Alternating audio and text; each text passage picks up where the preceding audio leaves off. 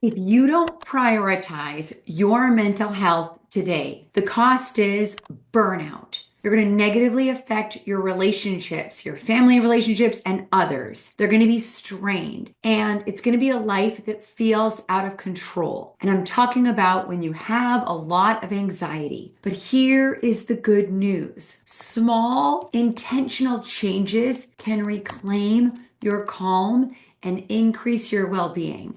As I always say, beautiful working mom, you are not stuck. Several years ago, I was juggling a really stressful, busy executive career, leading a sales and marketing team, and I had two young children. And every single morning, I was battling extreme anxiety and sometimes even having panic attacks where my heart was beating out of my chest, where I was breathing so heavy, where I was constantly talking and running through everything that I had to do at home, what I had to do to get my kids ready for the day and for daycare. And my energy transferred to my husband and my kids. I was literally filling our home with this anxious energy every single morning. And I dealt with anxiety, a lot of anxiety, not just when my kids were young, but even in recent years. And one of my daughters has a quite dysregulated nervous system. And then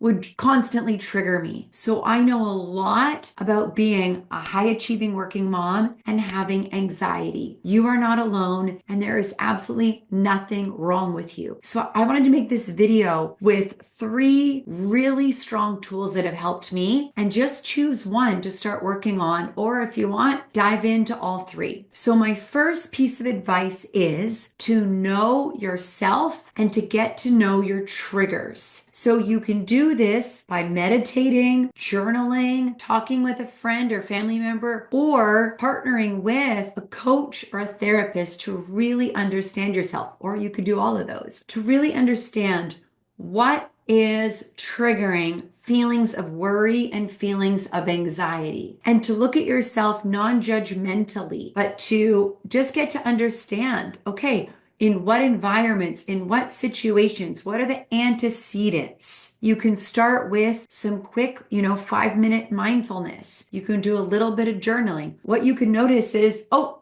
that made me feel really crazy and out of control, and just note it in your phone. All right. And if this content already feels helpful, what I want you to do is go to tiagraham.com/blog, and I have so many free resources for you. You're going to find self-care resources, overcoming guilt, and every single week you'll get my short newsletter just for working moms. So step 1 is know yourself and understand your triggers. Second piece of advice is choosing to heal. When I started on my 4-year ongoing healing journey, I really didn't understand what trauma was. I really didn't understand that my body was keeping the score and holding on to everything. All I knew was my child was triggering me constantly. And so if you think about healing, a lot of times we think about trauma, and it's not just big trauma, it's little things.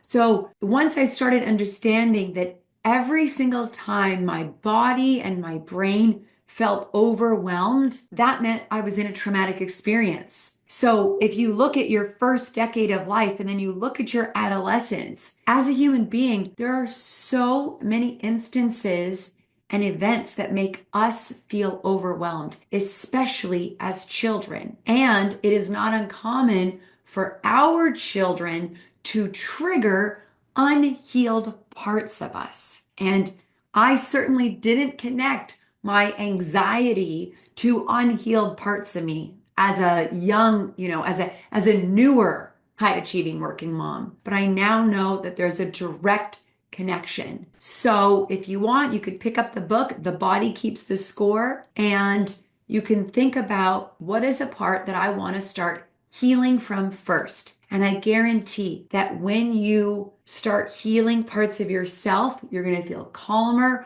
more grounded, happier, and less anxious. And my third piece of advice is to practice self-compassion and also to feel that your emotions are information and there's nothing wrong with them. So self-compassion is about talking to yourself the way you talk to a friend. So instead of bashing yourself and being super critical when you're anxious, to talk to yourself like a friend, for example, saying it's okay that getting out of the house in the morning to get to school and start your workday makes you feel anxious. A lot of working moms feel anxious in the morning. Nothing wrong with you. You're an amazing working mom. See how kind and compassionate and nice that sounds? If you're a working mom with a lot of anxiety, you have to practice self-compassion and self-kindness. And also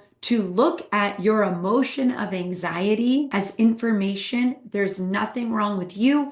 And there's nothing wrong with this emotion. There's a reason or many reasons you're feeling anxious, and it's okay. I would berate myself and be really hard on myself for being anxious, and I really didn't understand it. And over the years, I have become good friends with all of my painful emotions, and I want you to do the exact same. So let me just go over the 3 again. Number 1, knowing yourself and knowing your triggers and finding different ways to really get to know yourself. Number 2, choosing to heal. And number 3 is practicing self-compassion and feeling connected to all of your emotions, even if you don't like them. Because a happy life, as I say in my TED Talk, is about more positive than pain. It's not about no pain in life. There's no such thing. If this resonated, I want you to check out my next YouTube video. Every single week, I make a video just for you, the incredible, high-achieving working mom, so that you can feel happier, calmer, and more grounded and peaceful. Thank you for investing some time for yourself today. See you next week. And I want to remind you that you've got this. Your kids are so lucky to have you, and everything is going to be okay. See you next time.